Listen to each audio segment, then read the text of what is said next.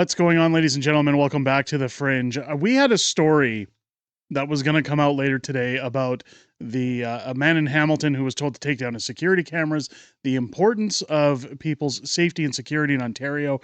I have to bump that to tomorrow, and I know it'll be older news by then, so please make sure to tune into that video because I had a lot to say about that one. But this video had to take precedency because what we're seeing right now is exactly what people knew they were going to get. It's what they paid for. At least the Brantford boomer paid for this when he put his middle fingers up and voted for elbows up. Mark Carney. Now, Carney came out and said, I'm going to fight Donald Trump. I'm going to get this the best deal possible. He didn't get a deal. In fact, he talked about a rupture going on in our economy. He talked about how things were crumbling for Canada. More job losses are coming our way. We're in a recession. And he intends to pad that by spending billions of dollars printing money and pushing it back out into the economy to say, hey, we can give you an extended 20 weeks of employment insurance. We can get you used to the welfare state. You can stay home. Just like another time where the government printed money and said, you can't go anywhere. Well, now I have a question for Danielle Smith, and I really want to know where things stand moving forward, because Pierre Poilievre blowing the lid off this morning on what we all knew was coming. I talked on a previous video about Danielle Smith's list of requests for whoever took over the country, whether it would have been Pierre Poilievre or Mark Carney, that Bill C-69 needed to be repealed. The oil tanker ban had to be repealed. That they had to do better jobs managing national parks. They had to allow more provincial jurisdiction when it comes to oil and gas projects. In fact, I also touched on Mark Carney's video where he said things had ruptured to the tune of over 100,000 lost jobs in the last month in this country. As Danielle Smith said, we're sitting on over $1 trillion worth of oil and gas in this province. Those are revenues we could share with the country. Oh, and it would create about 125,000 jobs. Well, Mark Carney now making it well known, he never was going to do anything. He wasn't going to change or fix anything. He wasn't going to make things better. He wasn't going to even try to go the sleepy Joe Biden way of build back better. Mark Carney's just going to sit on his thumbs. This is what we're getting.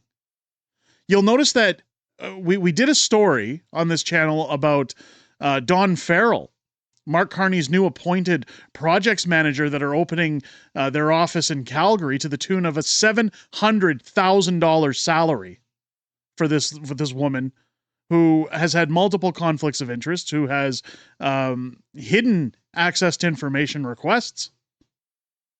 Well, now Pierre Poilievre breaking elbows down. Radio Canada confirms Mark Carney will not allow an oil pipeline to be built and will continue selling our oil at a massive discount to the United States. He will keep Trudeau's shipping ban, production cap, industrial carbon tax that drove hundreds of billions of investment to the United States at Canada's expense. That there is the key. I'm going to come back to that. He says the champagne will be pouring out at the Trump Tower when they get the news. And we're going to get into that article. But one of the things he says here is he'll keep Trudeau's shipping ban, production cap, industrial carbon tax that drove hundreds of billions of investment to the United States. Mark Carney just moved Brookfield and all of his shareholding companies to the United States.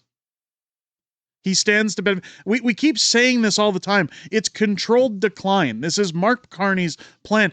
And people like Danielle Smith, I know people are going to say, look, she's playing politics. She's trying for diplomacy. She's put, and I've even said it. She says the quiet part out loud with her video about trillions of dollars in deficit. If this does not fuel Alberta and Saskatchewan independence, I don't know what will. Because they've basically told you now, you're not getting jack shit. Mark Carney is going to continue giving you the finger after bailing on his EV bailout to help Ontario automakers, even though his subsidies and those who are lining their pockets alongside him already cashed out on those before even shovels hit the ground. Nothing was given to the Western provinces. We now have the full story because the Clown Broadcasting Corporation, or Mark Carney's propaganda arm, is pushing the full story. No oil pipeline on the list of projects of national interest. So there is no national interest. If you want to offset a deficit, which, by the way, Blacklock's reporter stating that Mark Carney is hiding already an $80 billion deficit, and he's only been in office for, 3 months? 4 months? Things are about to get really rocky in this country. And we were warned about this at Trump's inauguration by Liz Truss, who said he bankrupted the Bank of England, he ruined things for us over here in Britain. Do not give Mark Carney a mandate. Well, now those who supported Mark Carney are about to get what they paid for. The West, and John Bolton said it himself, Canada's decline, or Canada's demise will be Alberta's rise. This is the final nail in the coffin, I think. If a pipeline isn't national interest, I don't know what is.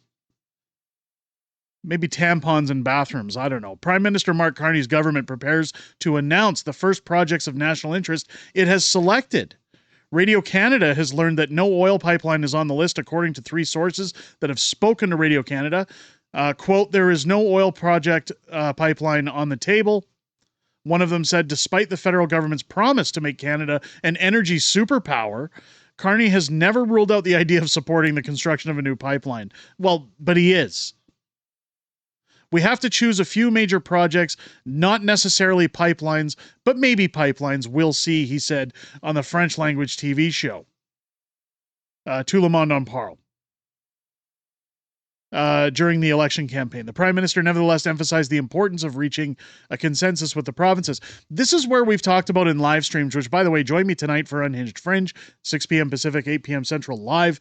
I want to hear what you guys have to say about this. Governments should have to have some kind of consequence for promising things and then never delivering. It's deception. Behind the scenes, a Liberal source insisted that the absence of a pipeline on the initial list does not mean that one will never happen. So I love how CBC says that. They're already trying to fan the flames. Hey guys, just because it's not on this list doesn't mean it's not coming. Don't worry, Alberta. We'll keep dangling that carrot on the stick in hopes that you'll get one little breadcrumb. This is clear that if Danielle Smith doesn't stand up at this point and say, all right, screw it. You know what? We're having a referendum. We're leaving. No more of this. We want to be like Quebec. We want more power than Quebec. The Canadian federal government has told you, hey, eventually we might care about you. It's time to go. It's time to say, we tried it. We can't work with you guys. You clearly don't want anything from us. So we're out. The West wants out. What is it they used to say? Screw the West, we'll take the rest. It's time to pack your bags, Alberta. It's time to go. Alberta Premier Danielle Smith has consistently expressed her desire to see a pipeline among the first projects approved by Ottawa. She particularly dreams of a pipeline that would connect the oil sands to northern British Columbia. Radio Canada reports Smith and her federal counterpart discussed pipelines earlier this summer. On that occasion, Carney was clear. The involvement of a private developer is essential for a project to move forward. So far, no company has expressed interest in financing or carrying out such a project. That's because of C-69 and the oil tanker ban. They have no reason to greenlight anything because they're still being crushed by the federal government.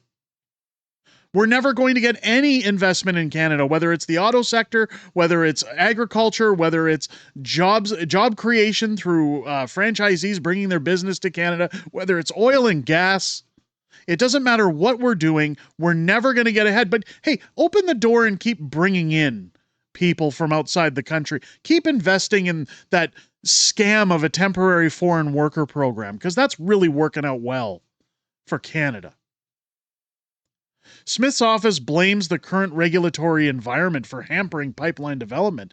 The emissions cap for oil and gas sector and the tanker moratorium off the northern coast of British Columbia are examples cited by the Alberta government in a written statement sent to Radio Canada. Until these policies are changed, modified, or reversed, we will not attract the capital to keep our energy industry competitive and growing globally, it reads. The Alberta Premier says she wants to wait for the official announcement on the list before commenting on it. And what is she going to do? That is the question. That's the $1 million question here. Danielle Smith stands to gain a lot of support if she does not show some form of teeth here, if she doesn't push back, if she doesn't at least say, I can't control the national unity crisis I warned you about, should you have not wanted to do anything. I tried my best. The West is taking it back. There's nothing I can do. It's out of my hands. Leave it with the people. Leave it with the citizen-led initiative. Approve the question for APP. Allow Albertans to say, screw Mark Carney, screw his green emissions nonsense, his green energy, clean energy projects, screw the federal government of Canada. You're never going to get any help. For anybody in Eastern Canada who says, oh, it's all about Alberta, it's not. This should anger you because this is driving the separation in this country. This is driving your country to crumble. People in Alberta, it's not about oil. It's not about natural gas or stomping our feet because we're mad at Mark Carney. This is about saying we can't work. We can't get our hands dirty. We can't make a living. We have nothing to give to our children. We have nothing of value while we're sitting on trillions of dollars that the government refuses to acknowledge. Eastern provinces will suffer if Alberta leaves. And what we reported on yesterday happening in Nepal, everything that's happening in France, in London, in the UK in general, is about to hit home here because people are about to revolt. They've had enough. It's not just Alberta leaving or Saskatchewan leaving that's going to be the problem. It's what are people going to do when they can't afford to eat anymore? What are they going to do when they can't afford to pay their mortgages anymore? If it's down to us or them, and please, YouTube, do not think that I'm encouraging any kind of violent acts. I'm merely asking a question. What do you think is going to happen for those who are at the end of their rope? Let me know down below in the comments. If it's your first time here, I hope this video has earned your subscription. Please hit that button, folks. Leave a thumbs up and a comment. This video needs to get out. It needs to be pushed. Share it out on your social medias. If you're in Alberta, tag APP in it, tag Jeffrey Rath, tag them all, and let them know it's time to come out guns blazing. The federal government wants nothing to do with Alberta other than to destroy it. The time's come to rise up. This is our moment, folks. Join me live tonight for Unhinged Fringe and every Wednesday and Friday for our multiple live shows starting at 6 p.m. Pacific, 8 p.m. Central here on the channel. We got a lot to talk about in politics. I want to hear from you guys in those streams. I'll try to keep it as lighthearted as possible. We'll try to have some fun in those streams, guys. I always do my best to try and liven it up a little. So join us in those live streams. I look forward to seeing you hopefully there. With that, ladies and gentlemen, I hope you enjoyed this video. I hope you have a great rest of your day. I'll catch you on the next one.